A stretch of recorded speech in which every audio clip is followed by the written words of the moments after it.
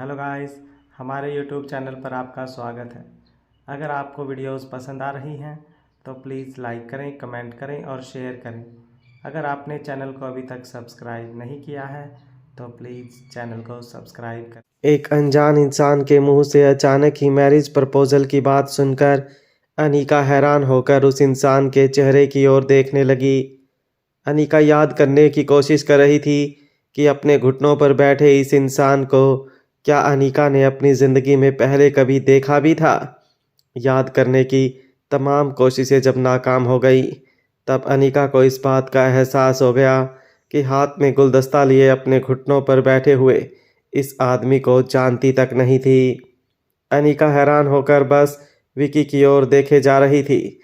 विकी ने दोबारा बड़े ही आत्मविश्वास के साथ अपने हाथों का गुलदस्ता अनीका की ओर बढ़ाते हुए अनीका से कहा, विल यू मैरी मी? फिर अचानक ही रूम में रोमांटिक म्यूजिक बजने लगा। कमरे की रोशनी भी पूरी तरह से लाल लाइटिंग से सज गई थी और अलग अलग दिशाओं से लोग धीरे से अनीका और विकी के आसपास क्लैप करते हुए आ गए। यह लोग विकी के दोस्त थे जो आज विकी को चीयर करने उसके साथ आए थे।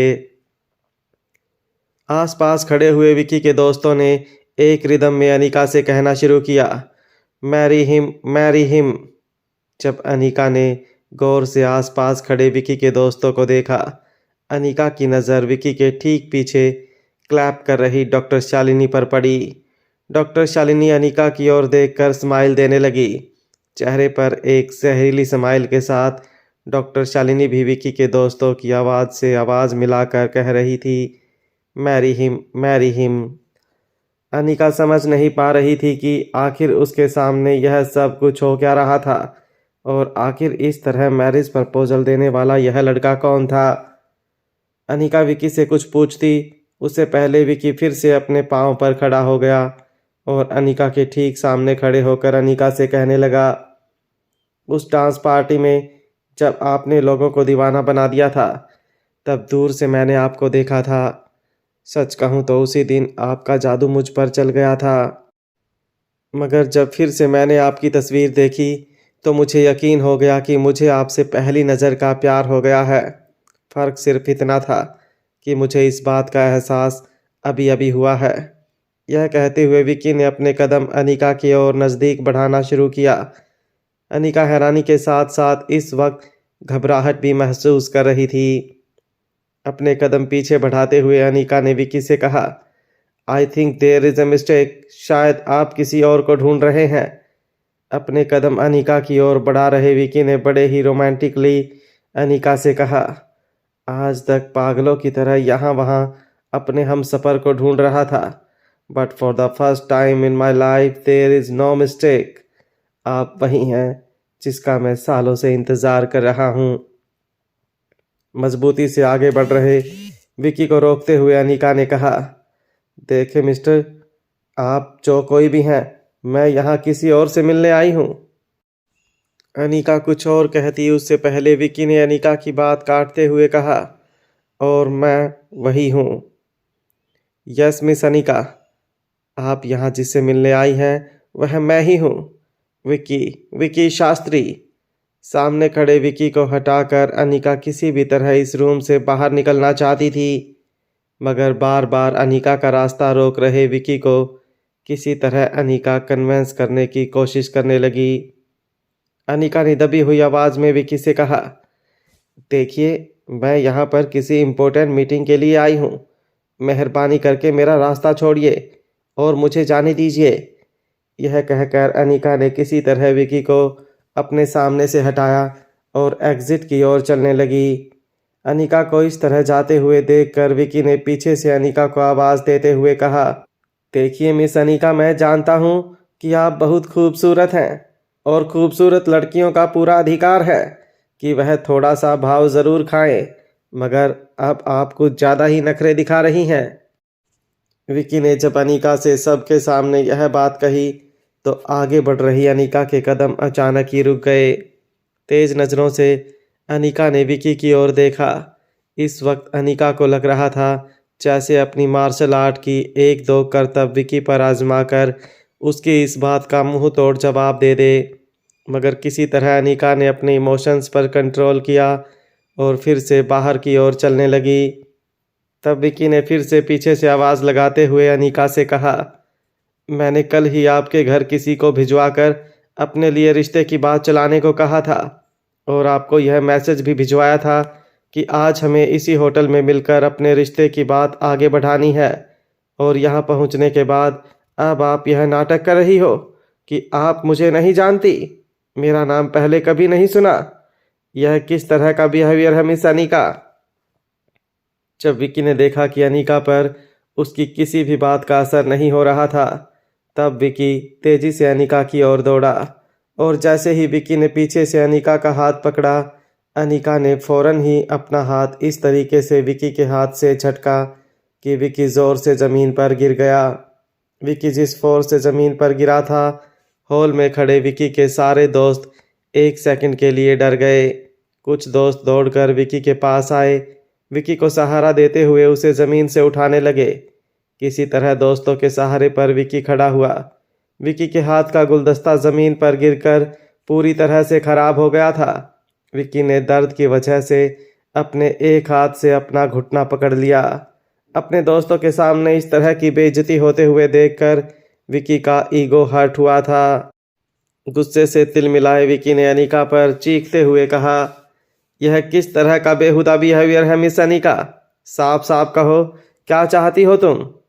इस तरह मुझे यहाँ पर मिलने आना और फिर मेरे दोस्तों के सामने यह सारा नाटक करने का क्या मतलब है? मैंने मैसेज भिजवाया था कि अगर तुम रिश्ते की बात आगे बढ़ाना चाहती हो तो दोपहर को प्रिज्म क्लब में आकर मुझसे मिलना। तब तुम यहाँ आ तो गई हो, मगर फिर भी यह सारा नाटक करने का क्या मतलब है? जब डॉक्टर शालिनी ने विकी को इस तरह रिएक्ट करते हुए देखा, तब उसे शांत करवाने आ गई। विकी की छाती पर थपथपाते हुए डॉक्टर शालिनी ने अनीका से कहा, देखो, अगर तुम्हें विकी की पर्सनालिटी या उसके लुक्स पसंद नहीं आए हैं, वो बात अलग है। रिश्ते को ठुकराने के और भी कई रास्ते थे। इस तरह उसके दोस्तों के सामने उसकी इंसल्ट करने का क्या मतलब था? डॉक्टर शालिनी अच्छी तरह से जानती थी कि किस तरह विकी की दुखती नस पर हाथ रखना है ताकि विकी को प्रोवोक किया जाए, और डॉक्टर शालिनी यह करने में कामयाब हो चुकी थी। डॉक्टर शालिनी की बात सुनकर विकी का गुस्सा अब 7वें आसमान पर चढ़ गया था। अपने दोस्तों को पीछे धकेलते हुए विकी तेजी से अनीका के बिल्कुल पास जाकर खड़ा हो गया। ऐसा लग रहा था जैसे विकी किसी भी वक्त अनीका पर हमला कर देगा। अनीका की आंखों में आंखें डालकर विकी ने अनीका से कहा, तुम्हें मैं पसंद नहीं तो मुझे अपने लायक नहीं समझती? अरे ज़रा अपने आप को देखो, अपनी करतूतों को देखो, अपनी हरकतों को देखो। अगर इस रूम में कोई सबसे बड़ा नालायक है तो वह तुम हो। बिन ब्याही एक बच्चे की माँ हो तुम, और तुम मुझे अपने लायक नहीं समझती। सच कहूँ तो अगर तुम इतनी खूबसूरत नहीं होती तो तुम जैसी लड़कियों की तरफ तो मैं दोस्ती का हाथ भी नहीं बढ़ाता।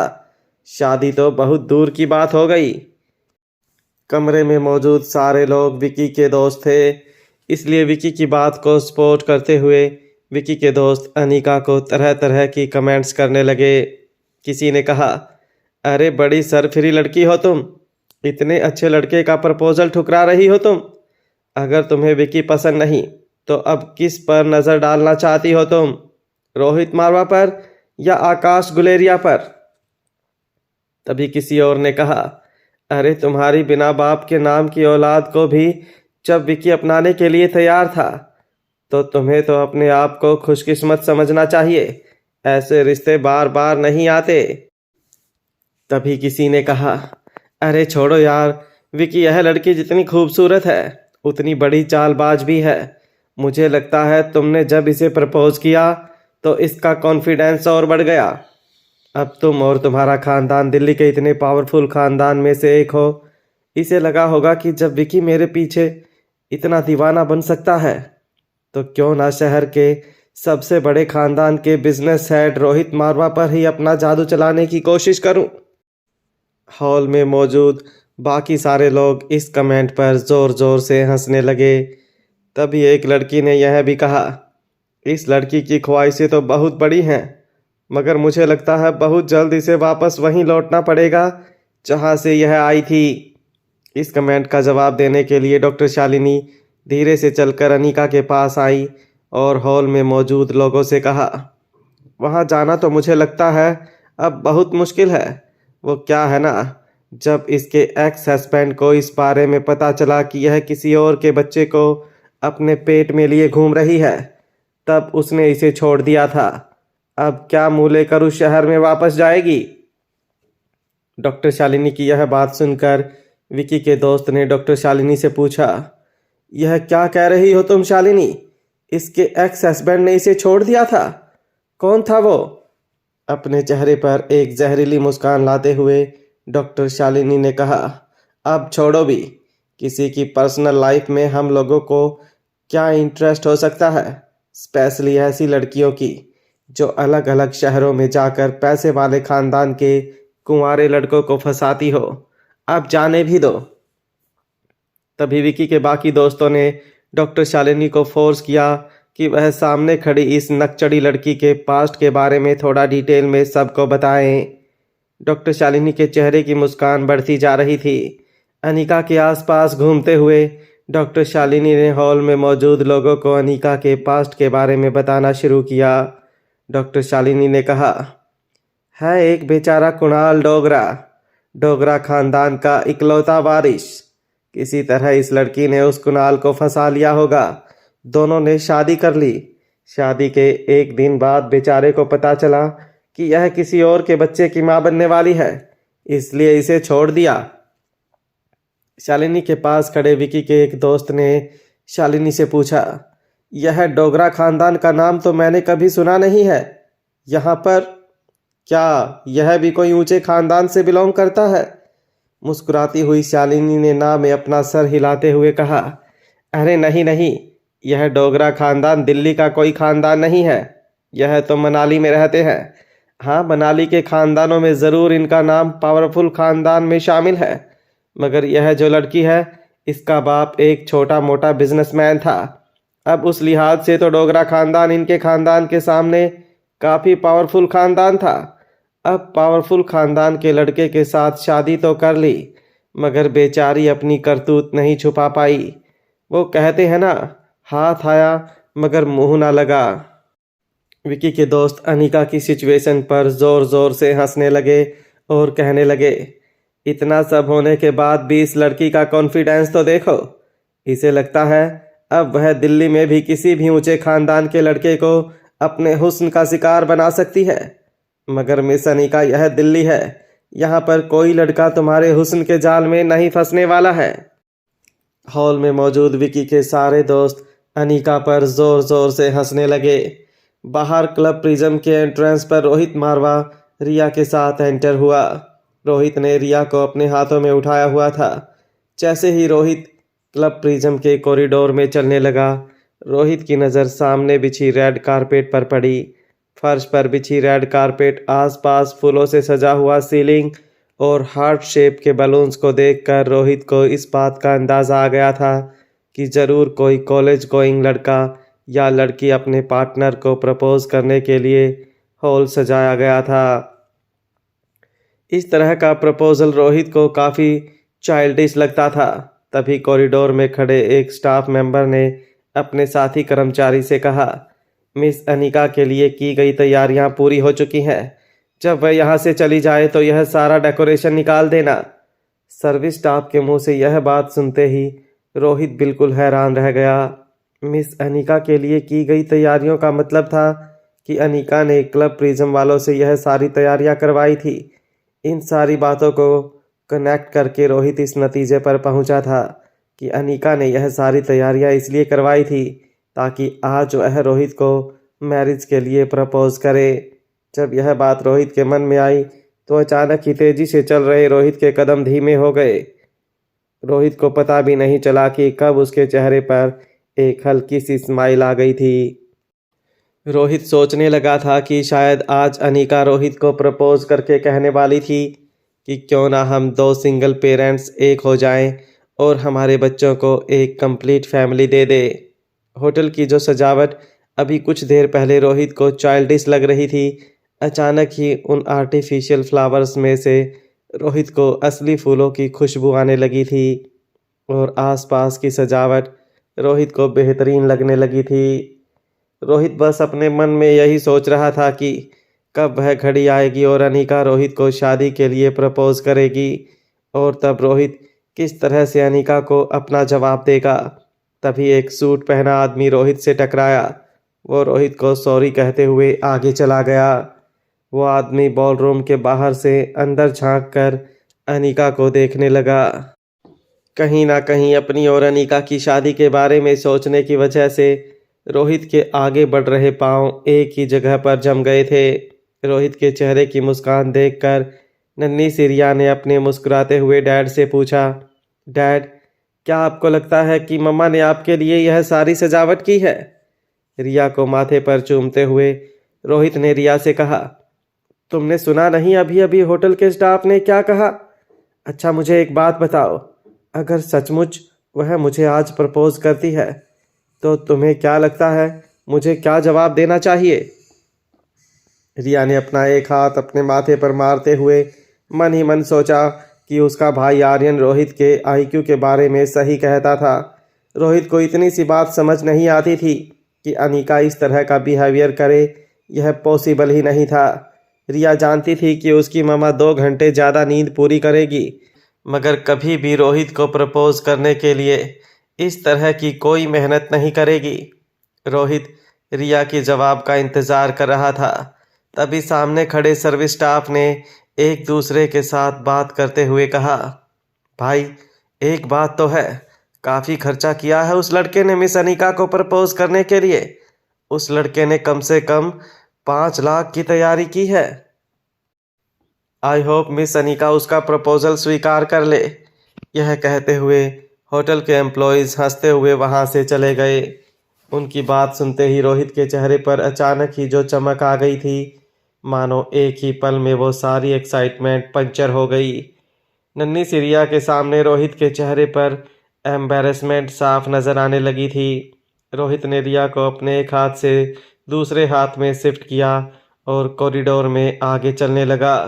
जैसे ही रोहित क्लब प्रिज्म के बॉलरूम के पास से गुजरने लगा, रोहित बॉलरूम के अंदर देखकर अचानक ही रुक गया। कुछ लोग एक जगह पर इकट्ठा होकर बहुत शोर मचा रहे थे। ऐसा लग रहा था कि उनके बीच खड़े किसी व्यक्ति के साथ यह सारे लोग मिलकर कोई आर्गुमेंट कर रहे थे। तभी किसी ने जोर से आवाज़ लगाते हुए कहा, अरे जब डोगरा खानदान में ही तुम्हें रिजेक्ट कर दिया था तो भूल जाओ दिल्ली में तुम्हें कोई अच्छे खानदान का लड़का पास भी बुलाएगा। बाहर खड़ा रोहित देख नहीं पा रहा था कि यह लोग आखिर किसे टारगेट करके यह सारी बातें कर रहे थे। भीड़ के बीचों बीच खड़ी अनीका विकी के दोस्तों से किसी तरह बचकर बाहर निकलने की कोशिश कर रही थी, मगर विकी के दोस्त अनीका को चारों तरफ से घेर कर खड़े थे। अनीका के पास बचकर बाहर निकलने का कोई रास्ता नहीं छोड़ा था। तभी अनीका के कानों पर एक गहरी बेस वाली आवाज़ पड़ी, कौन कहता है कि डोगरा खानदान ने इन्हें रिजेक्ट किया था? जब सारे लोग मुड़कर उस आवाज़ की डायरेक्शन में देखने लगे तो एक मध्यम कद का 30 साल का आदमी बड़ी ही स्टाइलिश वॉक लेकर अनीका की ओर चलने लगा। अपने पास आ रहे आदमी को देखकर अनीका हैरान रह गई। ग्रे सूट, स्टाइलिश चश्मा, हाथों में स्टाइलिश घड़ी। भले ही उस आदमी का कद ज़्यादा ऊंचा नहीं था, मगर उसकी बॉडी लैंग्वेज और वॉक ऐसी थी कि वहाँ खड़े लड़कों से उसकी पर्सनैलिटी काफ़ी अलग और अट्रैक्टिव लग रही थी। अनीका के बिल्कुल पास आकर उस आदमी ने कहा, किसने कहा कि डोगरा खानदान ने मिस अनीका को रिजेक्ट किया था? यह रहा शादी का एग्रीमेंट। उस आदमी के मुंह से यह बात सुनकर न सिर्फ अनीका बल्कि आसपास खड़े लोग भी शॉक हो गए। भीड़ के बीच से रास्ता निकालकर डॉक्टर शालिनी अनीका और उस आदमी के बिल्कुल पास आकर उस आदमी से पूछने लगे, कौन है आप? उस आदमी ने अपनी नज़रें अनीका पर जमा कर रखी थी। डॉक्टर शालिनी को बिना नोटिस किए उस आदमी ने हल्की सी मुस्कान के साथ अनीका को देखकर कहा, मेरा नाम आशीष है, आशीष डोगरा। मैं दरअसल रिश्ते में कुणाल का चाचा हूँ, मगर उससे सिर्फ 4 साल बड़ा हूँ। आशीष की बात सुनकर अनीका और ज़्यादा कंफ्यूज हो गई। अनीका समझ नहीं पा रही थी कि आखिर कुणाल डोगरा के रिश्तेदार को अब उससे क्या काम हो सकता था, और यहाँ इस तरह सबके बीच में शादी का एग्रीमेंट दिखाकर आशीष क्या साबित करना चाहता था। आशीष ने अनीका की आंखों में उठ रहे सारे सवालों को पढ़ लिया था। बड़ी ही पोलाइट आवाज़ में आशीष ने अनीका से कहा, इस वक्त डोगरा खानदान में सिर्फ 2 लड़के हैं जिनकी शादी नहीं हुई है। एक है कुणाल और दूसरा मैं। मुझे नहीं लगता कि कुणाल अनीका के लिए कोई सुटेबल मैच है, क्योंकि वह एक ऐसा अंधा इंसान है जिसे असली हीरे की परख ही नहीं है। मगर इस एग्रीमेंट में लिखी सारी बातों को मैं मानने के लिए तैयार हूँ। अगर तुम चाहो तो ये एग्रीमेंट पढ़ सकती हो। आशीष ने अपने ब्लेजर की जेब से एग्रीमेंट निकाला। आशीष के पास इस वक्त वह एग्रीमेंट था जो अनीका की माँ और डोगरा परिवार के बीच हुआ था जब अनीका एक छोटी सी बच्ची थी। दोनों परिवारों ने उस वक्त एक लीगल एग्रीमेंट बनाया था जिससे दोनों परिवार के बच्चों के बीच फ्यूचर में शादी का प्रोविज़न भी लिखा गया था। एग्रीमेंट की एक कॉपी अनीका के पास भी थी, मगर कुणाल के साथ डिवोर्स पेपर पर साइन करने के बाद अनीका ने वह एग्रीमेंट फाड़कर उसे डिस्पोज कर दिया था। अनीका ने सोचा था कि कुणाल ने भी वह एग्रीमेंट डिस्पोज कर दिया होगा, मगर आज आशीष के हाथ में वह एग्रीमेंट देखकर अनीका हैरान हो गई। अनीका गौर से एग्रीमेंट पर लिखे टाइटल को पढ़ने लगी, जिस पर साफ लिखा था कि यह अनीका का मैरिज एग्रीमेंट था। क्लॉज में कहीं भी कुणाल का नाम नहीं लिखा गया था। एग्रीमेंट के क्लॉज में हर जगह सिर्फ मिस्टर डोगरा लिखा था। क्लॉज में यह बात भी साफ लिखी हुई थी कि डोगरा परिवार का सुटेबल एज वाला कैंडिडेट इस एग्रीमेंट को पूरा करेगा। इसका मतलब साफ था कि यह ज़रूरी नहीं कि इस एग्रीमेंट को ऑनर करने वाला शख्स कुणाल डोगरा होना चाहिए। और आज अनीका के ठीक सामने आशीष डोगरा खड़ा था। आशीष डोगरा की आवाज़, उसके हाव भाव और बोलने के तरीके से ऐसा लग रहा था कि आशीष कुणाल के स्वभाव के बिल्कुल विपरीत था। आशीष की आंखों में अनीका के लिए रिस्पेक्ट और प्यार साफ नज़र आ रहा था। अनीका एक बात नहीं समझ पा रही थी कि आखिर डोगरा खानदान अनीका को अपनी बहू बनाने की ज़िद पर इस तरह क्यों अड़े थे कि कुणाल के साथ शादी टूटने के इतने दिन बाद अब उन्होंने आशीष को अनीका के पास भेज दिया था। अनीका आशीष से कुछ बात करे उससे पहले पास खड़ी डॉक्टर शालिनी आशीष से पूछती है, क्या तुम जानते हो अनीका एक बच्चे की माँ है? और शालिनी की बात को काटते हुए आशीष ने कहा, मैं अनीका के बारे में सब कुछ जानता हूँ और एग्रीमेंट में लिखी हर बात को मैं अपने दिल से ऑनर भी करूँगा। मैं अनीका को उसके पास्ट, उसकी प्रेजेंट और उसकी फ्यूचर के साथ एक्सेप्ट कर लूँगा। आशीष के मुंह से ऐसी मैच्योर और रिस्पेक्टफुल बातें सुनकर आसपास खड़ी कई लड़कियां इंप्रेस हो गई थी और कहीं ना कहीं डॉक्टर शालिनी को भी मन ही मन एक राहत महसूस होने लगी थी। दरअसल विक्की को अनीका के साथ जोड़ने के पीछे शालिनी की यह प्लानिंग थी कि अनीका किसी तरह रोहित मारवा से दूर हो जाए। अब अनीका का नाम चाहे विक्की से जुड़े चाहे आशीष से, दोनों ही सूरतों में शालिनी का रास्ता साफ होने वाला था।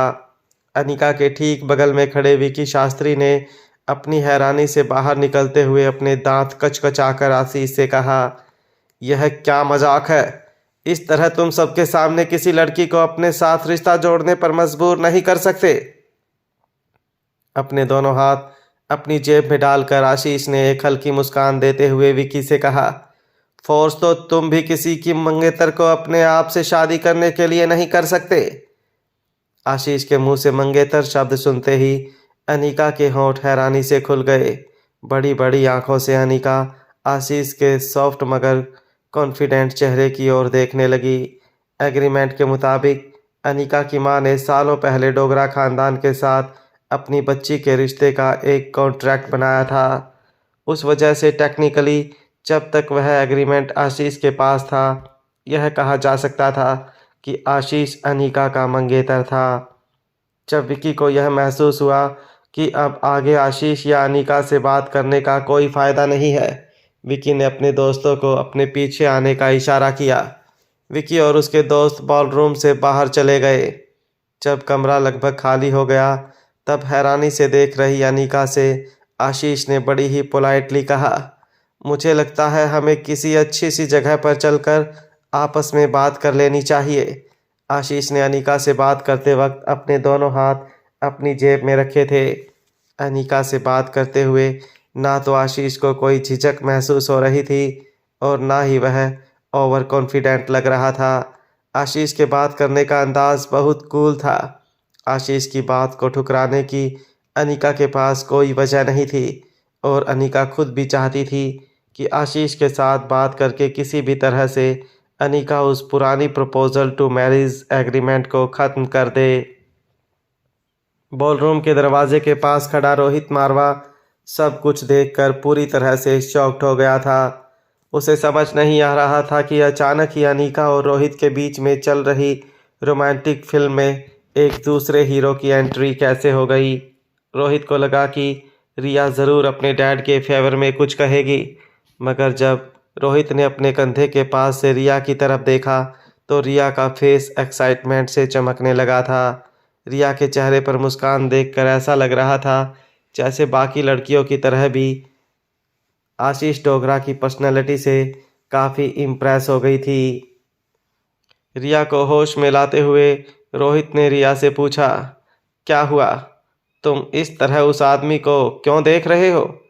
तब रिया ने एक बड़े ही मुस्कान देते हुए रोहित से कहा, डैड वह आदमी कितना हैंडसम है ना, बिल्कुल किसी फिल्म के हीरो जैसा, और उसके बात करने का तरीका एकदम सॉफ्ट और जेंटल है, आप जैसा खड़ूस नहीं है वो।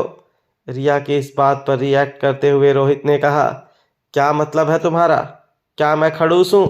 रिया ने बिना सोचे रोहित की इस बात का जवाब देते हुए कहा, हाँ, ज़्यादातर वक्त तो आप खड़ूस ही रहते हो, और मैं जहाँ तक मम्मा को जानता हूँ, मम्मा को सॉफ्ट और कूल तरीके से बात करने वाले लड़के ही ज़्यादा पसंद है। रिया की ऐसी बातें आशीष के लिए सुनकर रोहित के मन में जलन और ज़्यादा बढ़ने लगी, मगर रोहित को इस वक्त पता नहीं चल रहा था कि अचानक आए हुए आशीष नाम के तूफान का वह कैसे सामना करे। अभी रोहित सोच ही रहा था कि वह अनीका को पीछे से आवाज़ लगाए कि तभी अनीका ने दरवाजे के पास खड़े रोहित और रिया को देख लिया। रोहित को देखते ही अनीका ने अंदर से रोहित को आवाज़ लगाई, मिस्टर मारवा, आप आ गए। फिर रोहित की गोद में रिया की ओर देखकर अनीका ने मुस्कुराते हुए कहा, मुझे बड़ी खुशी है कि आप आज अपने बेटे आर्यन को साथ लेकर आए हो, and I must say he is so cute. Anika के बिल्कुल पास खड़े आशीष ने अनीका की बात को एग्री करते हुए रोहित से कहा, really I think the lady is right, आपका बेटा बहुत क्यूट है। आशीष को गुस्से से देखते हुए रोहित ने अनीका से बात करते हुए कहा, मिस अनीका, क्या आप जानना नहीं चाहती कि मैं अपने बेटे की माँ से इतनी नफरत क्यों करता हूँ? रोहित की यह बात आशीष की समझ से बिल्कुल बाहर थी। आशीष रोहित को देखकर एक कन्फ्यूजन रिएक्शन देने लगा। अगर रोहित और आशीष का मुकाबला किया जाए तो ज़रूर रोहित का बिजनेस वर्ल्ड में नाम और मारवा ख़ानदान के पावर के सामने आशीष ना तो टिक पाता और ना ही डोगरा ख़ानदान, अगर बिजनेस बैकग्राउंड को कंसीडर ना किया जाए तो हाइट में आशीष रोहित के कंधे तक पहुंचता था। लुक्स में रोहित आशीष से कुछ पॉइंट ज़्यादा ही स्कोर लेता, मगर एक बात तो तय थी कि आशीष की ओवरऑल पर्सनैलिटी रोहित की ओवरऑल पर्सनैलिटी अगर कंपेयर की जाए तो दोनों के बीच में विनर का पता लगाना बहुत मुश्किल होता। चाहे रोहित अपने एटीट्यूड और पावर की वजह से पॉइंट स्कोर करता, वहीं आशीष अपने सॉफ्ट और हम्बल अप्रोच की वजह से लोगों का फेवरेट बन सकता था। थोड़ी देर रोहित और आशीष एक दूसरे को देखते रहे। रोहित अपने अंदर ही अंदर आशीष के साथ एक रेसिंग कंपटीशन में दौड़ने लगा था। अचानक ही आशीष ने अपना ध्यान अनीका की ओर मोड़ते हुए अनीका से कहा, मिस अनीका, अगर आप इस वक्त बिजी हैं तो हम बाद में मिल सकते हैं, हमारी बात तो कभी भी हो सकती है। इस वक्त मैं एक काम करता हूँ, एग्रीमेंट की बातें मल्होत्रा हाउस जाकर मिस्टर एंड मिसेस मल्होत्रा से कर लेता हूँ। वैसे भी शादी ब्याह की बातें अगर बड़े बुजुर्गों के साथ की जाएं तो ही अच्छा है। बस मैं चाहता हूँ कि अब हमारी शादी जल्द से जल्द हो जाए। आशीष की ऐसी बातें सुनकर अनीका के गले में आवाज़ जैसे दब गई थी। अनीका बस हैरान होकर कभी आशीष की ओर देखती तो कभी रोहित की ओर। रोहित बड़ी बड़ी आंखों से अनीका को घूरने लगा। रोहित की अनीका के लिए पॉसेसिवनेस रोहित की आंखों में दिखाई देने लगी थी। कुछ देर अनीका को यूं ही देखने के बाद जब रोहित ने यह महसूस किया कि अनीका इस वक्त शायद आशीष से बात करने में ज़्यादा इंटरेस्टेड थी, तो रोहित रिया को लेकर वहां से जाने लगा। तभी अनीका ने रोहित को रोकते हुए कहा, रुक जाइए मिस्टर मारवा, 1 मिनट रुक जाइए। रोहित के पाँव वहीं जम गए। रोहित ने मुड़कर अनीका और आशीष की ओर नहीं देखा, बस रोहित के कानों पर अनीका की आवाज़ पड़ी। अनीका आशीष से कह रही थी, देखिए मिस्टर आशीष, आप बस 5 मिनट मेरे लिए यहीं इंतज़ार कीजिए, मैं मिस्टर मारवा के साथ एक ज़रूरी बात कर लेती हूँ। यह कहते हुए अनीका तेजी से चलकर रोहित की ओर आई। रोहित के बिल्कुल पीछे खड़े होकर अनीका ने रोहित से कहा, मिस्टर मारवा, हम हमारी बात पूरी कर लेते हैं, आखिर बच्चों की फ्यूचर का सवाल है। अनीका ने पहले रोहित के साथ बात करना पसंद किया था। यह बात जानकर रोहित ने एक लंबी सांस छोड़ी। रोहित को यह सोचकर थोड़ी सी रिलीफ मिली थी कि पहले आशीष से मीटिंग ना करके अनीका ने रोहित को चुना था। अचानक हुई इस छोटी सी जीत पर रोहित की आंखें चमकने लगी थी। बड़े ही एटीट्यूड के साथ रोहित ने सामने खड़े आशीष से कहा, मुझे लगता है हमारी मीटिंग थोड़ी लंबी चलेगी। आप एक काम कीजिए, थोड़ी देर कॉफ़ी शॉप में बैठकर इंतज़ार कीजिए। आप जो खाना चाहे खा सकते हैं, जो पीना चाहे पी सकते हैं। It will be on the house. Ashish चाहता तो रोहित की इस बात का जवाब अच्छी तरह दे सकता था, मगर आशीष ने अपनी एक सॉफ्ट मुस्कान के साथ रोहित से कहा, जी thanks, but I am comfortable. आप लोग अपनी मीटिंग पूरी कर लीजिए, मैं अनीका का यहीं पर इंतज़ार करूँगा। आशीष के इतने सॉफ्ट और हम्बल बर्ताव को देखकर रोहित और ज़्यादा अनॉक्सियस होने लगा था। उसे समझ नहीं आ रहा था, अगर आशीष इस तरह यहीं पर अनीका का इंतज़ार करेगा तो वह मीटिंग में कैसे कंसंट्रेट कर पाएगा। अनीका ने सोच लिया था कि वह आज ही आशीष के साथ सारी बातें क्लियर कर देगी, इसलिए बिना आशीष को और ज़्यादा फोर्स किए आशीष की बात मानते हुए अनीका ने कहा, ठीक है, हम जितनी जल्दी हो सके हमारी मीटिंग पूरी करने की कोशिश करेंगे। यह कहते हुए अनीका और रोहित बॉल रूम के सामने वाले प्राइवेट रूम के अंदर चले गए। वैसे तो क्लब प्रिज्म में हमेशा ही काफ़ी चहल पहल रहती थी, मगर बड़ी बड़ी बिजनेस डील्स और बड़े बड़े लोगों की प्राइवेट मीटिंग के लिए क्लब प्रिज्म में कई प्राइवेट रूम बनाए गए थे। रूम के अंदर एंटर होते ही बाहर का सारा शोरगुल बिल्कुल बंद हो गया। यह जगह हाई प्रोफाइल बिजनेस मीटिंग के लिए बनाई गई थी। अनीका रूम के कोने में बने एक सोफ़ा पर जाकर बैठ गई। फिर सामने खड़े रोहित को देखकर अनीका ने कहा, मिस्टर मारवा आप। इससे पहले कि अनीका अपनी बात पूरी कर पाती, रोहित ने अनीका से पूछा, क्या तुम पहले अपनी इस मैरिज एग्रीमेंट के बारे में डिटेल में बता सकती हो। रोहित की बात सुनकर अनीका हैरान हो गई। इतने दिनों से कई बातें रोहित ने अपने मन में दबा कर रखी थी, मगर आज अचानक अनीका के मैरिज एग्रीमेंट के बारे में सुनकर रोहित की पेशेंस खत्म हो गई थी। रोहित ने सोफे पर बैठी अनीका के पास जाकर अपनी आंखों को अनीका की आंखों में डालते हुए उसे पूछा, जब से तुम मेरी ज़िंदगी में आई हो तब से मेरी हर छोटी सी बात में तुमने अपना इंटरेस्ट दिखाया है। इसका मतलब साफ है कि तुम्हें मुझ में इंटरेस्ट है, और अगर यह बात सच है तो फिर मुझे यह बात बिल्कुल समझ नहीं आई कि तुम एक साथ 2 लड़कों से शादी का वादा कैसे कर सकती हो। शादी का वादा। यह सेंटेंस रोहित के मुंह से सुनते ही अनीका की आईब्रो ऊपर चढ़ गई। उसे यकीन नहीं हो रहा था कि जो बात उसने कभी रोहित से कही तक नहीं थी, वह रोहित ने अज्यूम कैसे कर ली थी। अनीका ने रोहित से कोई शादी का वादा नहीं किया था। इससे पहले कि अनीका रोहित की इन बातों का कोई रिएक्शन देती, रोहित ने अपने दोनों हाथ अनीका के सामने रखी टेबल पर रख दिए और एक हाथ टेबल पर पटकते हुए अनीका से कहा, मिस अनीका, तुमने कई बार मेरे बेटे से रिश्ता जोड़ने की कोशिश की मनाली में, फिर हम दोनों दिल्ली आ गए। दिल्ली में भी किसी न किसी बहाने से तुम मुझसे और मेरे बेटे से मिलना चाहती थी। इन सब के पीछे क्या कारण था? कोई भी समझदार आदमी यही समझता कि तुम्हें मुझ में इंटरेस्ट है। जब अनिका पहली बार रोहित से मिली थी तब कुछ वक्त के लिए अनिका को ऐसा लगता था कि रोहित उन लड़कों में से है जिसे हमेशा ऐसा लगता था कि जो भी लड़की उसे अप्रोच करती है उसे कहीं ना कहीं रोहित को डेट करने में इंटरेस्ट होता था। और आज इतने दिनों बाद रोहित फिर से उसी तरह का बिहेवियर अनिका के सामने दिखा रहा था।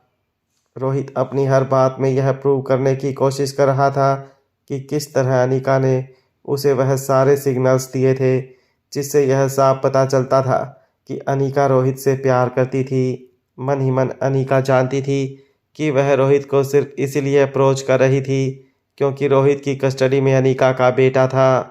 अनिका चुपचाप अपने आप पर लग रहे एलिगेशन को सुनती रही।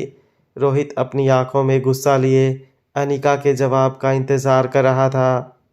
जब रोहित ने देखा कि अनिका किसी बात का जवाब नहीं दे रही तो फिर से रोहित ने एक असम्पशंस निकालते हुए अनिका से कहा, अगर लड़की कुछ ना कहे तो समझो उसकी हाँ है। तो क्या मैं यह समझूं कि मैं जो कुछ भी सोच रहा हूँ वह सब सच था? तुम सच में मुझसे प्यार करती हो?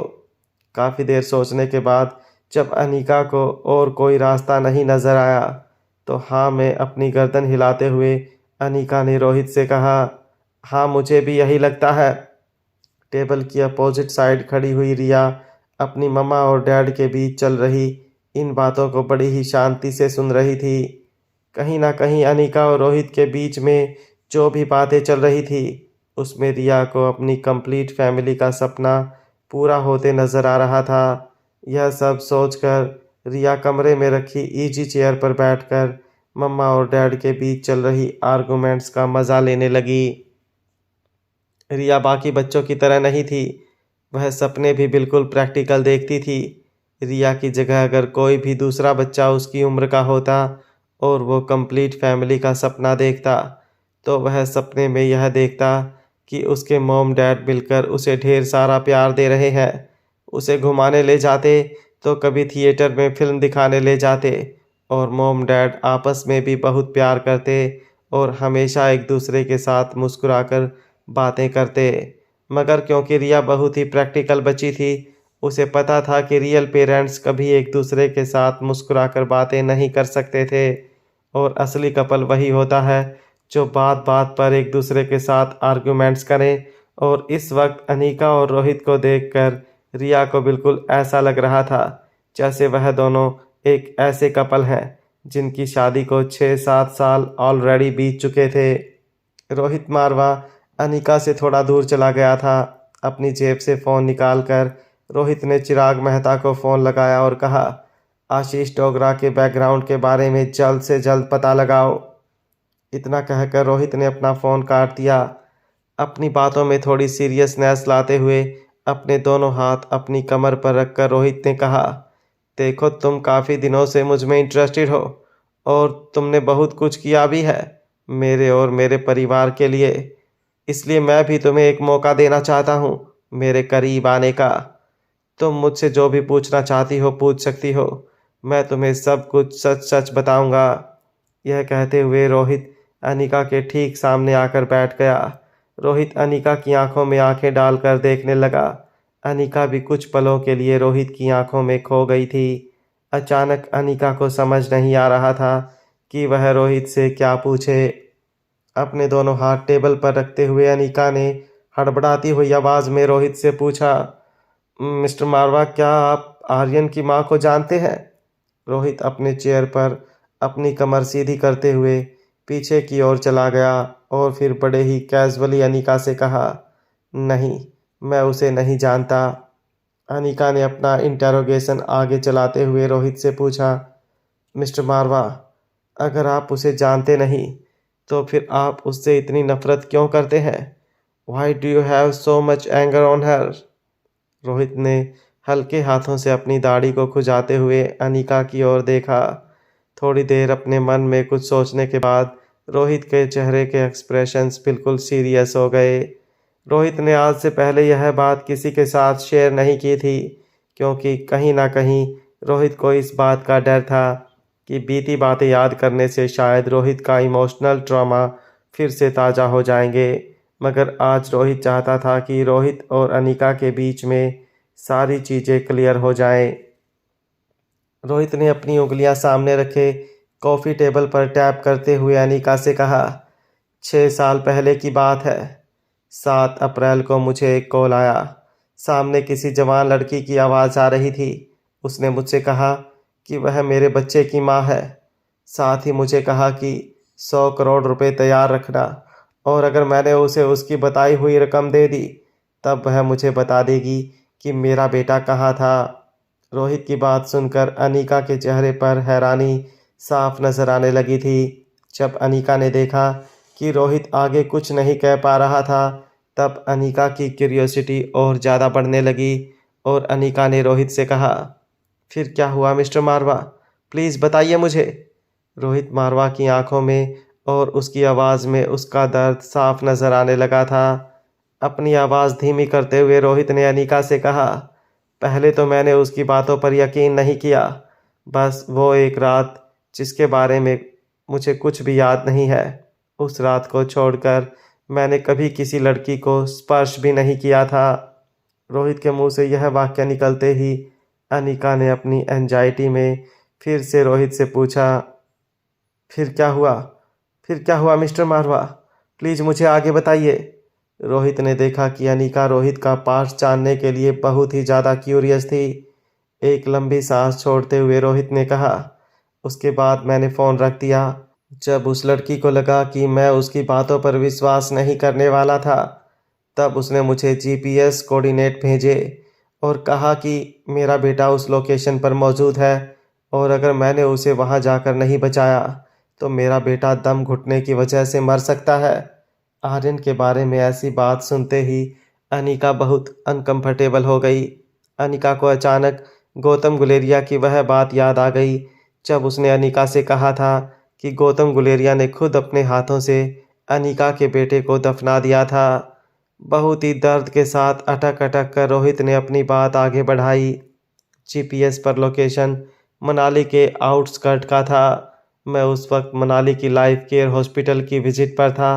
तब मैं बताए गए लोकेशन पर गया। मैंने आर्यन को ज़मीन के नीचे दफनाया हुआ पाया। उसकी सांसें चल रही थी। ऐसा लग रहा था अभी अभी जन्मे बच्चे को जिंदा ज़मीन में गाड़ दिया गया था, और अगर मैं वक्त पर नहीं पहुंचता तो शायद आर्यन। आगे कुछ कहने से पहले ही रोहित की आंखों से आंसू की एक बूंद निकलकर टेबल क्लॉथ पर गिरी।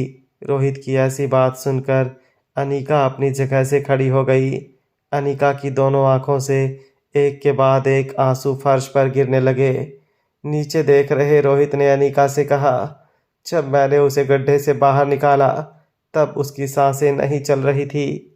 रोहित की आवाज़ अब पहले से ज़्यादा धीमी हो गई थी। जब मैंने गड्ढा खोदकर उसे ज़मीन से बाहर निकाला तो उसके नाक और मुंह में काफ़ी मिट्टी धंस चुकी थी। लकीली क्योंकि मैं हॉस्पिटल के कामों में ध्यान देता हूँ, मुझे इनिशियल सीपीआर करना आता था। जैसे ही मैंने आर्यन के मुंह में सांसें भरी, अचानक ही ऐसा लगा जैसे छोटे से बच्चे का दिल फिर से धड़कने लगा। मगर एक बात तो तय थी, अगर मुझे पहुंचने में 15 मिनट भी लेट हुआ होता तो आज आर्यन हमारे बीच नहीं होता। अनीका को अचानक ही सारी बातें कनेक्ट होने लगी। क्यों आर्यन हमेशा ही डरा डरा सा और सहमा सहमा सा रहता था?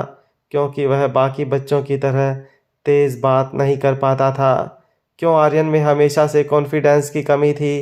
क्योंकि पैदा होते ही जिस बच्चे ने इतना कुछ देख लिया हो, उसका ऐसा बिहेवियर बहुत ही जस्टिफाइड था।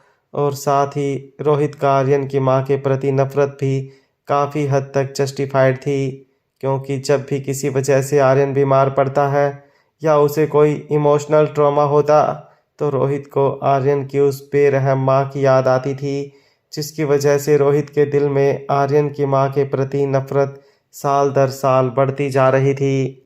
यहाँ तक कि जब भी आर्यन किसी भी तरह की कमज़ोरी या मेंटल ट्रॉमा से गुजरता, तब रोहित का गुस्सा इतना बढ़ जाता था कि उस वक्त अगर आर्यन की माँ रोहित के सामने आ जाए तो रोहित अपने हाथों से उसका कत्ल कर दे।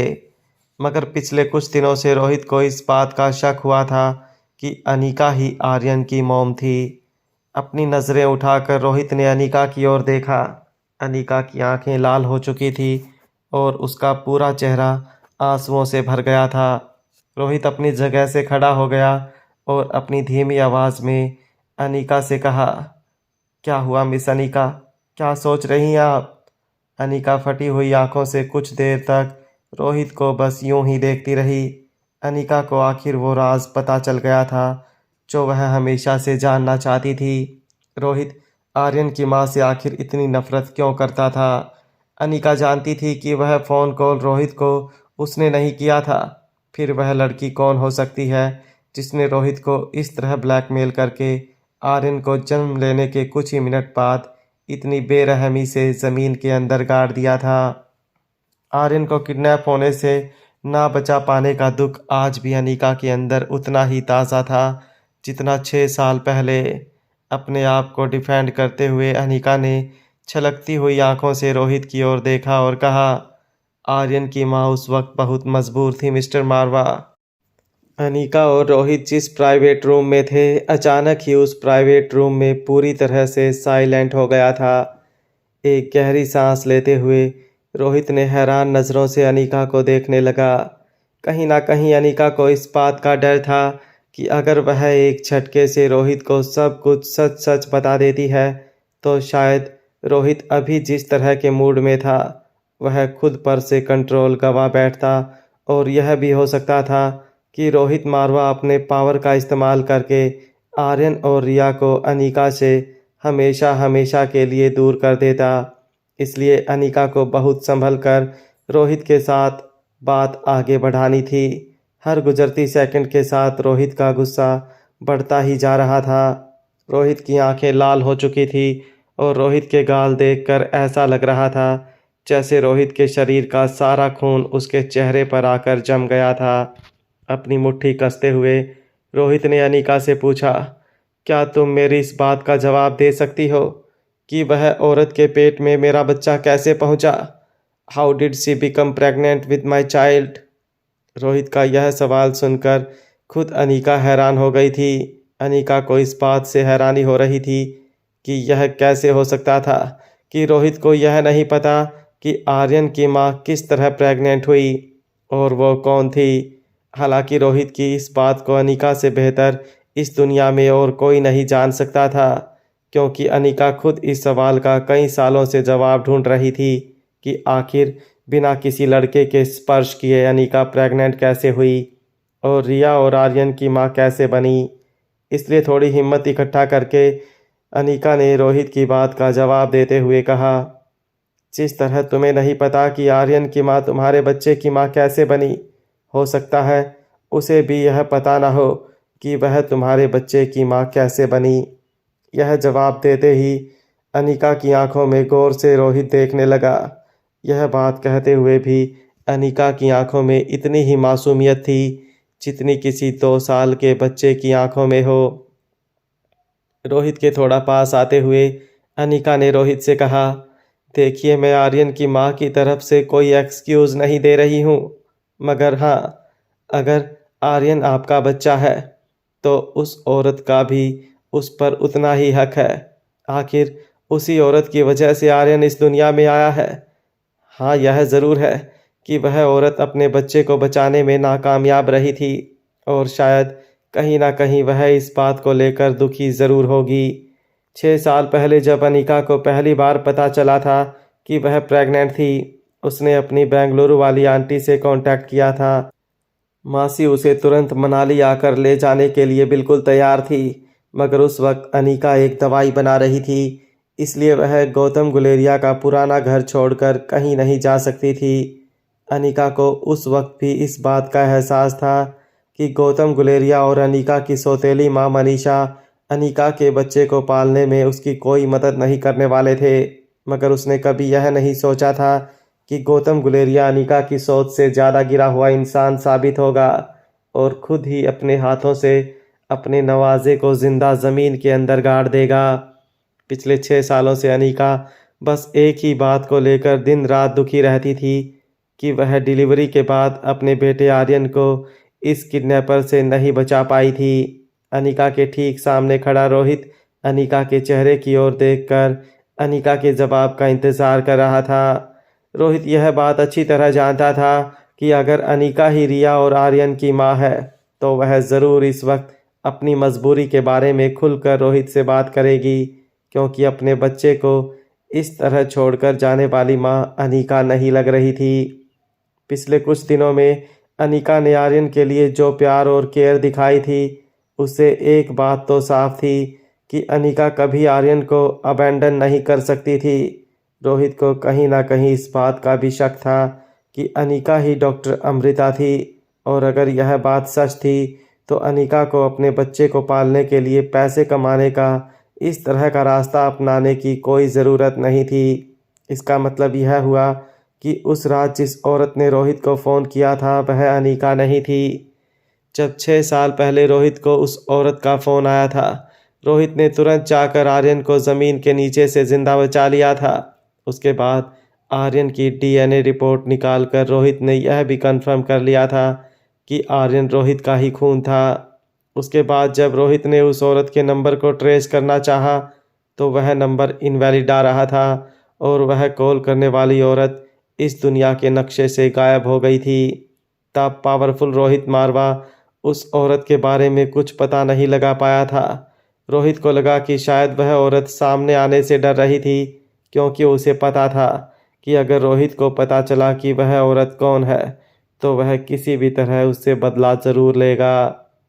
रोहित ने काफ़ी सालों तक उस औरत का पता लगाने की कोशिश की, मगर आखिर आर्यन को पालने में और बिजनेस को संभालने में रोहित इतना बिजी हो गया कि वक्त के साथ साथ उस औरत को ढूंढने की रोहित की तमाम कोशिशें भी धीरे धीरे कम होने लगी, और कुछ वक्त बाद रोहित को उस औरत के बारे में पता लगाने की कोई ज़रूरत ही महसूस नहीं हो रही थी। अभी रोहित ये सब कुछ सोच ही रहा था कि अचानक रोहित के मोबाइल पर एक नोटिफिकेशन आया। चिराग मेहता ने रोहित को आशीष डोगरा के बारे में कुछ इन्फॉर्मेशन भेजी थी। रोहित ने अपनी नज़रें मोबाइल स्क्रीन से उठाकर अनिका की ओर देखा। अनिका अभी भी अपने थॉट्स में थी। रोहित ने फिर से अपना ध्यान मोबाइल पर डाला और चिराग मेहता का मैसेज पढ़ने लगा। मैसेज में चिराग मेहता ने आशीष डोगरा के बारे में सारी इन्फॉर्मेशन लिखी थी। Age 29, height 5 foot 7 inch, academic qualification MBA in marketing. जैसे जैसे रोहित आशीष के बारे में इन्फॉर्मेशन पढ़ने लगा, रोहित के चेहरे के एक्सप्रेशन बदलने लगे। डोगरा परिवार ओरिजिनली रायबरेली का रहने वाला बिजनेस परिवार था, मगर 25 साल पहले आशीष डोगरा के पापा अपने सबसे बड़े भाई के साथ मनाली में आकर सेटल हो गए थे। फिर मनाली में धीरे धीरे उन्होंने अपना बिजनेस और रुतबा एक्सपांड किया, और देखते ही देखते मनाली के one of the most powerful ख़ानदान में डोगरा परिवार का नाम शामिल हो गया।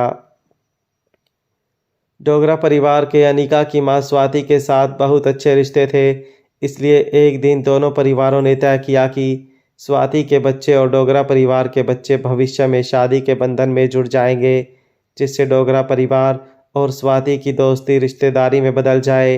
काफ़ी सालों तक आशीष अब्रॉड में ही अपनी पढ़ाई पूरी कर रहा था, इसलिए डोगरा परिवार के साथ मनाली में आशीष का ज़्यादा इंटरेक्शन नहीं था। आशीष अपने आप में ही रहना ज़्यादा पसंद करता था। बहुत ही कम उम्र में आशीष ने फार्मेसी में कई सारी डिग्रियां हासिल कर ली थी, मगर आखिरकार उसने फार्मेसी की दुनिया छोड़ दी, क्योंकि वह अपना कोई बिजनेस शुरू करके बिजनेस में नाम कमाना चाहता था। आशीष डोगरा ख़ानदान के साथ ज़्यादा घुलता मिलता नहीं था, और इसलिए आशीष अब दिल्ली में आकर खुद की फार्मेसी फैक्ट्री खोलना चाहता था। चिराग मेहता की रिपोर्ट में लिखा था कि डोगरा ख़ानदान ने हमेशा से ही आशीष के साथ सौतेला व्यवहार किया था, मगर हर दूसरे दिन डोगरा परिवार इंडिया से बाहर किसी को कॉल करता था। मगर चिराग मेहता यह नहीं पता लगा पाया था कि आखिर डोगरा परिवार विदेश में किसे और कहां कांटेक्ट करने की कोशिश कर रहे थे। मगर रिपोर्ट में और एक बात बहुत स्ट्रेंज थी कि जब से आशीष इंडिया लौट आया था, डोगरा परिवार ने उस नंबर पर कांटेक्ट करना भी छोड़ दिया था। रिपोर्ट में और एक बात बहुत ही शॉकिंग थी कि मनाली पहुंचने के बाद डोगरा परिवार का जो सबसे पहला बिजनेस था वह एक फार्मास्यूटिकल फैक्ट्री था। मगर इससे पहले डोगरा परिवार ने मेडिकल फील्ड रिलेटेड कोई भी बिजनेस कभी नहीं किया था। यह बात कहीं ना कहीं रोहित को खटकने लगी थी। अगर डोगरा परिवार हमेशा से आशीष के साथ सौतेला व्यवहार करता था तो उसे कांटेक्ट करने की इतनी कोशिश क्यों कर रहा था। अभी रोहित यह सब कुछ सोच ही रहा था कि अनीका ने पास खड़ी रिया से पूछा, तो क्या कल तुम बलवीर सर की एकेडमी में जाने वाले हो? नन्ही सी रिया ने मुस्कुराते हुए हाँ में अपना सर हिला दिया। अनीका को पता था कि बलवीर सर की एकेडमी में वह आसानी से आर्यन और रिया की अदला बदली कर देगी। आखिर अनीका नहीं चाहती थी कि रिया अब ज़्यादा दिन अपनी स्कूल मिस करे। रिया और अनीका एक दूसरे के साथ आंखों ही आंखों में इशारे में बातें कर रहे थे। तभी अचानक रोहित की आवाज़ उनके कानों पर पड़ी। रोहित ने कहा, नहीं, कल आर्यन बलवीर सर की एकेडमी में नहीं जाएगा। हम एकेडमी से छुट्टी ले रहे हैं। दरअसल कल मैं आर्यन को लेकर मेन मारवा हाउस में जाने वाला हूँ। रोहित एक्चुअली रिया, आर्यन और अनीका की चाल समझ चुका था। वह जानता था कि अगर रिया बलवीर सर की एकेडमी में गई तो फिर रिया और आर्यन अदला बदली कर लेंगे और रोहित को अपनी बेटी के साथ ज़्यादा वक्त गुजारने का मौका नहीं मिलेगा। रोहित चाहता था कि कुछ देर और वह रिया के साथ वक्त गुजारे और इस तरह दादी माँ और रोहित की माँ को भी रिया के साथ वक्त गुजारने का मौका मिल जाएगा और साथ ही रोहित को अपने विला में रिया के लिए एक अलग प्रिंसेस का कमरा बनाने का कुछ वक्त भी मिल जाएगा। अनीका ने अपने होठों को दबाते हुए हैरानी से रोहित से पूछा, तो फिर अब आर्यन दोबारा बलवीर सर की एकेडमी में कब जाने वाला है? रोहित ने अपना फ़ोन अपनी जेब में डालते हुए मन ही मन मुस्कुराते हुए रिया से कहा, मुझे लगता है अब आर्यन अगले महीने ही बलवीर सर की एकेडमी में जा पाएगा। रिया और अनीका एक दूसरे को देखकर एक दूसरे से सवाल जवाब करने लगे थे। बड़ी बड़ी आंखें दिखाकर रिया अपनी मम्मा से पूछने लगी थी कि इस सिचुएशन से कैसे बाहर निकला जाए। तभी कंफ्यूज्ड अनीका ने आंखों ही आंखों में रिया से कहा, अब इस सवाल का जवाब तो मेरे पास भी नहीं है। नन्ही सी रिया घबरा गई थी। वह अपने डैड के साथ वक्त ज़रूर बिताना पसंद करती थी, मगर रोहित की स्ट्रिक्टनेस को देखते हुए ज़्यादा वक्त रोहित के साथ बिताना रिया के लिए किसी पिंजरे में कैद होने जैसा ही था।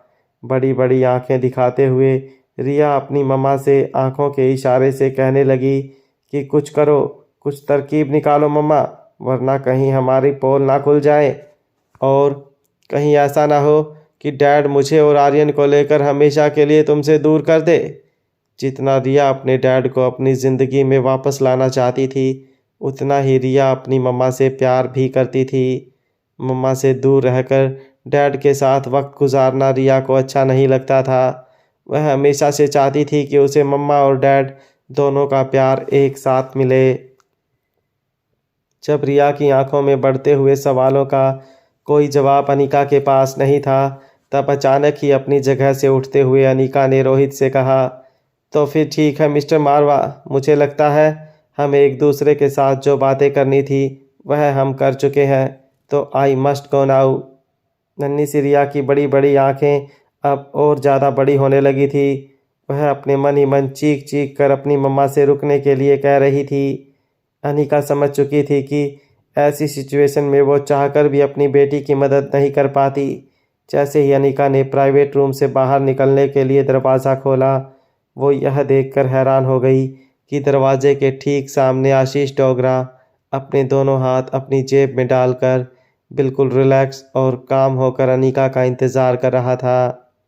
अनीका से नज़रें मिलते ही आशीष ने अनीका से कहा, हेलो मिस अनीका, मुझे लगता है कि आपकी मीटिंग ख़त्म हो गई है, तो क्या अब हम चलकर हमारी शादी के बारे में बात कर लें?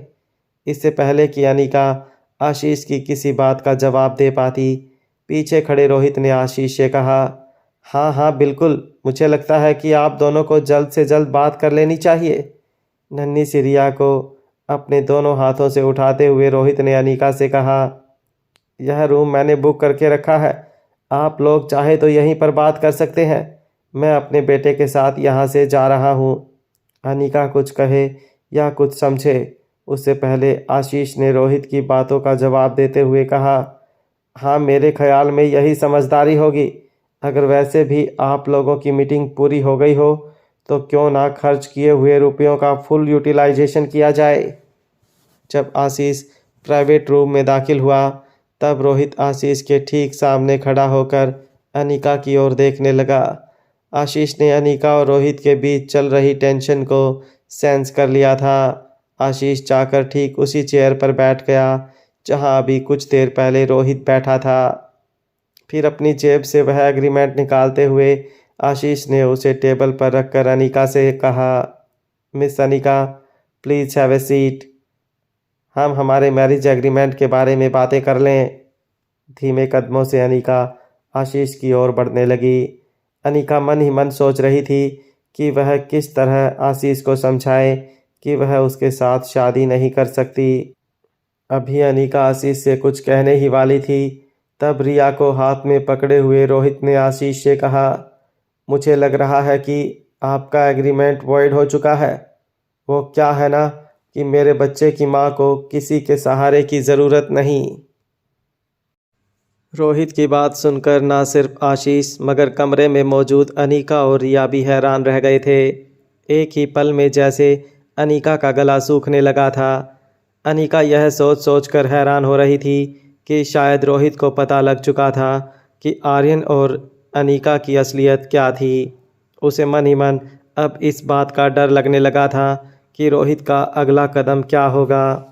लगभग 3 या 4 सेकंड के अंदर अनिका के दिमाग में दुनिया भर के ख्याल आकर गुजरने लगे थे। अनिका ने यहाँ तक सोच लिया था कि किस तरह वो पागलों की तरह पूरी दुनिया में अपने बच्चों को ढूंढने की कोशिश कर रही थी, मगर रोहित मारवा के पावर की वजह से अनिका अपने बच्चों को ढूंढने में नाकाम रही थी। तभी कमरे की साइलेंस तोड़ते हुए आशीष डोगरा ने रोहित से पूछा, क्या मतलब है आपका? मिस अनिका के बच्चों के बाप आप हैं? आशीष के सवाल पूछने के बाद लगभग कई मिनट तक कमरे में साइलेंस रहा। अनिका की सांसें तेज होने लगी थी। अनिका ने यहाँ तक सोच लिया था कि वह किस तरह रोहित के हाथ से रिया को छीनकर कमरे से बाहर भागने की कोशिश करेगी। आशीष भी बेसब्री से रोहित के जवाब का इंतज़ार कर रहा था। फिर एक हल्की सी मुस्कान देते हुए रोहित ने अपनी चुप्पी तोड़ी और कहा, मिस अनिका और मेरे बेटे आर्यन के बीच काफ़ी प्यार है। यहाँ तक कि मेरा बेटा आर्यन तो मिस अनिका को मोम कहकर ही पुकारता है। अब इस रिलेशन को ध्यान में रखते हुए मैं यह कह सकता हूँ कि मिस अनिका मेरे बेटे की माँ है। जैसे ही रोहित के मुंह से यह जवाब निकला, आशीष और अनिका दोनों की सांसें जो अब तक अटकी हुई थी वह नॉर्मल हो गई। अनिका मन ही मन यह सोचकर खुश हो रही थी कि रोहित को अब तक उसकी असलियत के बारे में पता नहीं चला था। अपने गले पर एक हाथ रखते हुए अनिका ने एक लंबी सांस ली। अनिका को देखकर ऐसा लग रहा था जैसे उसकी गले में अटकी जान दोबारा सांस लेने लगी थी। आशीष वैसे तो कभी भी किसी से गुस्से से बात नहीं करता था, मगर रोहित का इस तरह का मजाक आशीष की समझ के बाहर था। आशीष धीरे से अपनी जगह से खड़ा हुआ और अपनी यूनिक स्टाइल में दोनों हाथ जेब में डालकर उसने एक हल्की सी मुस्कान देते हुए रोहित से बोला, मुझे लगता है मिस्टर मारवा आपका सेंस ऑफ ह्यूमर काफ़ी अच्छा है, क्योंकि कोई भी अनजान आदमी जो आपसे पहली बार मिला हो जैसे कि मैं, वह आपकी बात सुनकर इसी नतीजे पर पहुंचता कि मिस अनिका आपके बच्चे की मां है।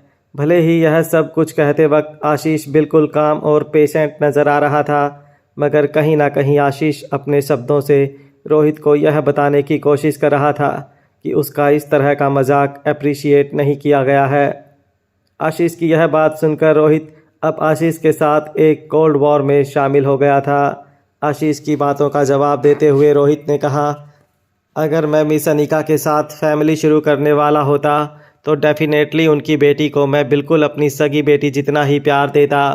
रिया ने रोहित के मुंह से यह बात जब सुनी तब अचानक ही रिया की आंखें चमकने लगी। उसके बंद होठों पर अचानक ही हल्की सी मुस्कान आ गई। रिया को यकीन नहीं हो रहा था कि यह सब कुछ वही आदमी कह रहा था जिसने कुछ ही दिन पहले रिया को सोशल मीडिया पर ब्लॉक कर दिया था। कहीं ना कहीं आशीष पूरी तरह से रोहित की कहीं बात को समझ नहीं पा रहा था। क्या रोहित की बात का आशीष यह मतलब निकालता कि अब रोहित और अनिका साथ मिलकर एक फैमिली बनने वाले हैं, या रोहित का कोई और मतलब था? थोड़ी देर कुछ सोचने के बाद आशीष ने चेयर पर बैठी अनिका की ओर देखा और उससे पूछा, मिस अनिका, आपको इस बारे में क्या लगता है? अनिका किसी तरह आशीष डोगरा के इस पूरे मैरिज एग्रीमेंट वाली बात से बाहर निकलना चाहती थी, इसलिए अनिका ने देखा कि यही सबसे अच्छा मौका था आशीष डोगरा को बिना इंसल्ट फील कराए उसकी प्रपोज़ल को रिजेक्ट करने का। अनिका ने आशीष से कहा, हाँ, पिछले कुछ दिनों में मेरी मिस्टर मारवा के साथ काफ़ी जान पहचान हो चुकी है, और इतना ही नहीं, यह मैरिज एग्रीमेंट भी अब किसी काम का नहीं है। इन सब बातों को काफ़ी साल बीत चुके हैं और अब तो लॉज भी काफ़ी चेंज हो गए हैं। कोई किसी को एग्रीमेंट के ज़रिए शादी के बंधन में नहीं बांध सकता। एक लंबी सांस छोड़ते हुए आशीष ने अनिका से कहा, ठीक है फिर मिस अनिका, दरअसल मैंने यह मैरिज एग्रीमेंट इसलिए निकाला था ताकि मैं आपकी कुछ मदद कर सकूं। आप जिस सिचुएशन में हैं उससे बाहर निकाल सकूं। हमें दुश्मनों से ज़्यादा दोस्त बनाने चाहिए, और आपकी माँ और डोगरा ख़ानदान के बीच बहुत गहरी दोस्ती थी। बस उसी दोस्ती के नाते मैंने सोचा कि क्यों ना हमारे बीच भी ऐसी ही एक अटूट दोस्ती बन जाए। और एक बात मैं आपसे कहना चाहूँगा मिस अनिका, मुझे पता है कि डोगरा ख़ानदान ने बहुत गलत किया था आपके साथ। चलो हम इसे इस तरह से देखते हैं कि आई ओ यू ए फेवर, और मैं डोगरा ख़ानदान के द्वारा की गई गलती की भरपाई करना चाहता हूँ। अगर आप मुझे यह करने का मौका दें, चाहे अभी या नियर फ्यूचर में कभी भी। जब अनिका पहली बार आशीष से मिली थी तब उसे ऐसा लगा था कि आशीष शायद अनिका को पाने की दीवानगी में यहाँ अनिका को ढूंढते हुए पहुँचा था। मगर जब आशीष ने यह सारी बातें कहीं तो अनिका को अंदर ही अंदर बहुत गिल्ट महसूस होने लगा कि उसने आशीष के बारे में क्यों ऐसी बात सोची। हालांकि सच्चाई तो ये थी कि आशीष अनिका को मदद करने के लिए हाथ बढ़ाना चाहता था। अनिका ने अपनी जगह पर खड़े होते हुए आशीष से कहा, नहीं नहीं, इसमें डोगरा ख़ानदान की कोई गलती नहीं है। शादी से पहले मैं प्रेग्नेंट हो चुकी थी और यह जाहिर सी बात थी कि ऐसी सिचुएशन में डोगरा परिवार यह शादी तोड़ ही देता। अनिका की बात का तुरंत जवाब देते हुए आशीष ने कहा, मगर आप किस तरह प्रेग्नेंट हुई यह बात तो आप खुद नहीं जानती थी। फिर ऐसे हालात में डोगरा परिवार का आपके साथ इस तरह का बिहेवियर और आपको इस तरह से छोड़ देना जस्टिफाइड नहीं था। एनीवेज, आपको और कोई एक्सप्लेनेशन देने की ज़रूरत नहीं है मिस अनिका। अगर आपको किसी भी चीज़ की ज़रूरत हो या मेरी किसी भी तरह की मदद चाहिए तो बस आप मुझसे कह दीजिएगा। यह कहने के बाद आशीष ने फिर से अपने दोनों हाथ अपनी जेब में डाल दिए और एक हल्की सी मुस्कान देते हुए अनिका और रोहित से कहने लगा, okay then, I think I should leave now. मुझे लगता है मुझे ही पहले इस कमरे से बाहर जाना चाहिए। जैसे ही आशीष कमरे से बाहर निकलने लगा, पीछे खड़ी अनिका ने आशीष से कहा, एक मिनट रुक जाइए आशीष। आशीष ने रुककर धीरे से पीछे मुड़कर देखा। आशीष की आंखों में एक सवाल साफ नज़र आ रहा था कि जब सब कुछ अनिका ने क्लियरली आशीष को बता दिया था तो अब ऐसी कौन सी बात रह गई थी जिसका अनिका खुलासा करना चाहती थी। तभी अनिका ने आशीष के कोट की ओर इशारा करते हुए कहा, क्या आप वो मैरिज एग्रीमेंट फाड़ देंगे? बिना रिएक्ट किए बस एक हल्की सी मुस्कान देते हुए आशीष ने कहा, सच कहूँ तो मैं इसे अपने पास संभाल के रखने वाला था, मगर जब आपने मांग की है तो मैं इसे आपको लौटा देता हूँ।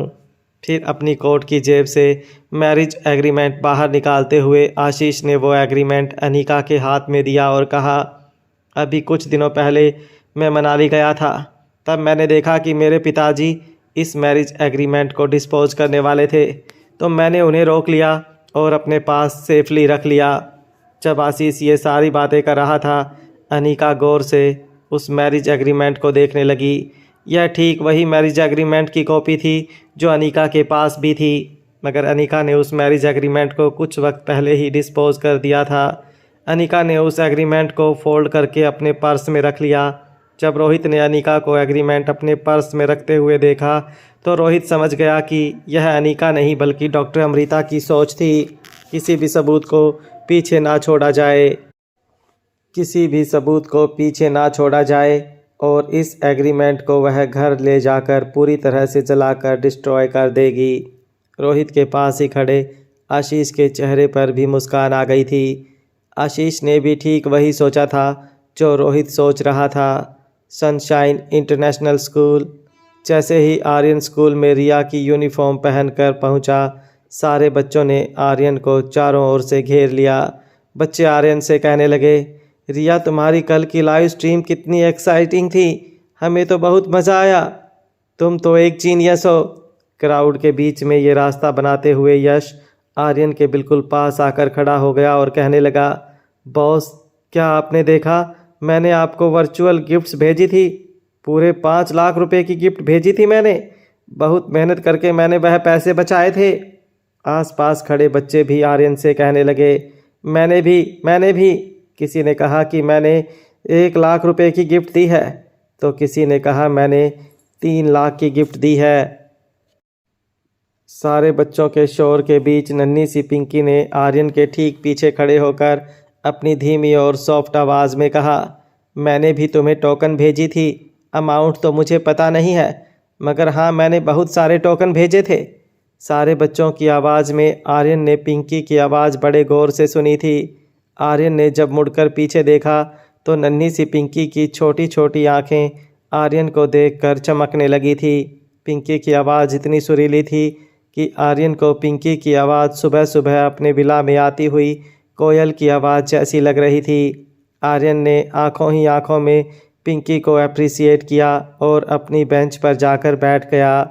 क्लास के बच्चे यह देखकर हैरान हो गए थे कि हमेशा एनर्जेटिक और मस्ती करने वाली रिया आज बिल्कुल शांत बिहेव कर रही है। आर्यन ने अपनी बैग से मैथमेटिक्स की कुछ किताबें निकालीं और प्रॉब्लम सॉल्व करने लगा। अभिषेक आर्यन को रिया समझकर उसके पास आकर बात करने की कोशिश करने लगा। तभी अभिषेक ने देखा आर्यन मैथमेटिक्स के प्रॉब्लम सॉल्व कर रही थी। रिया को मैथमेटिक्स के प्रॉब्लम सॉल्व करते हुए देखकर आर्यन के सामने खड़े अभिषेक को शौक लगा। अभिषेक कंफ्यूज्ड चेहरे से रिया को घूर घूर कर देखने लगा, क्योंकि इस वक्त रिया जिन क्वेश्चन को सॉल्व करने की कोशिश कर रही थी वह अपने स्टैंडर्ड से 2 ग्रेड हायर स्टैंडर्ड के क्वेश्चन थी। कुछ देर हैरानी से आर्यन को देखने के बाद अभिषेक चुपचाप वहां से निकल गया। क्लास में टीचर ने भी रिया के इस अलग बिहेवियर को नोटिस किया था, मगर स्कूल की टीचर को पता था कि किस तरह पिछले दिनों में मिसेस सिमरन मेहरा ने नन्ही सी रिया का मेंटल टॉर्चर किया था, और टीचर को लगा कि शायद इसी कारण से रिया आज क्लास में चुपचाप बैठी थी। टीचर्स को जब रिया पर सिंपैथी आने लगी तब लंच टाइम में सारे टीचर अपने टिफ़िन से अच्छा खाना लाकर आर्यन को देने लगे, क्योंकि सारे टीचर को पता था कि रिया को अपने घर से आए हुए टिफ़िन में बॉइल्ड वेजिटेबल्स और ब्रेड बटर बिल्कुल पसंद नहीं है। आर्यन ने लोगों से कभी भी एक साथ इतना प्यार नहीं पाया था।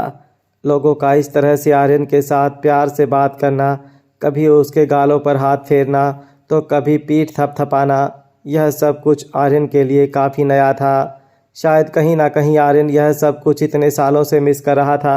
स्कूल की दीवारों को देखकर आर्यन को ऐसा लगा जैसे सालों बाद किसी ने आर्यन को खुले आकाश में उड़ने के लिए फ्री छोड़ दिया था।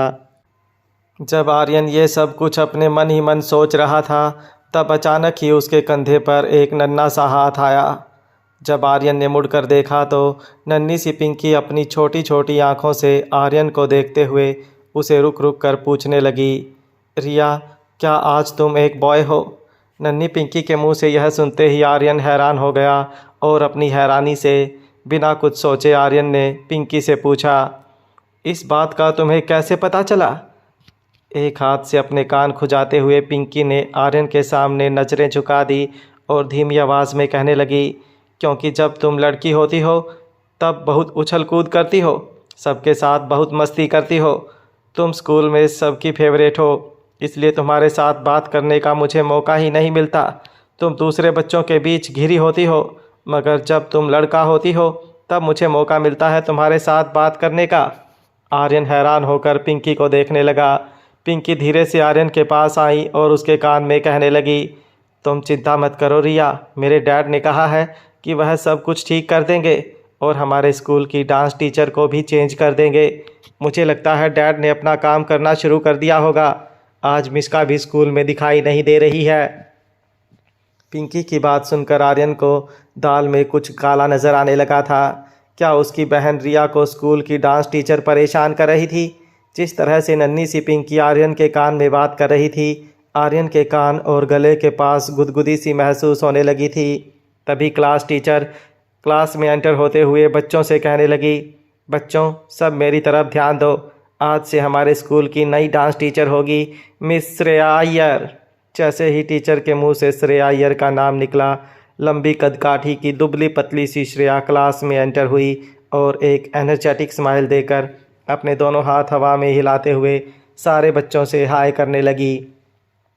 बच्चों के साथ इंट्रोडक्शन के बाद श्रेया सब बच्चों को डांस के टिप्स देने लगी। वैसे तो श्रेया को सारे ही बच्चे बहुत पसंद आ रहे थे, मगर पीछे खड़ी नन्ही सी बच्ची पर श्रेया की खास नज़र पड़ी। भोली भाली दुबली पतली सी मासूम लड़की की आंखें बिल्कुल ऐसी लग रही थी जैसे किसी ने आसमान के तारे तोड़कर बच्ची के चेहरे पर लगा दिए हों। बच्चों को डांस की एक एक्सरसाइज देकर श्रेया पीछे खड़ी उस नन्ही सी बच्ची के पास गई। बच्ची के सामने अपने घुटनों पर बैठकर श्रेया ने जैसे ही उस बच्ची से कोई बात करने की कोशिश की, दीवार से चिपक कर खड़ी हुई पिंकी की आंखें बंद होने लगी और वह वहीं पर ज़मीन पर बेहोश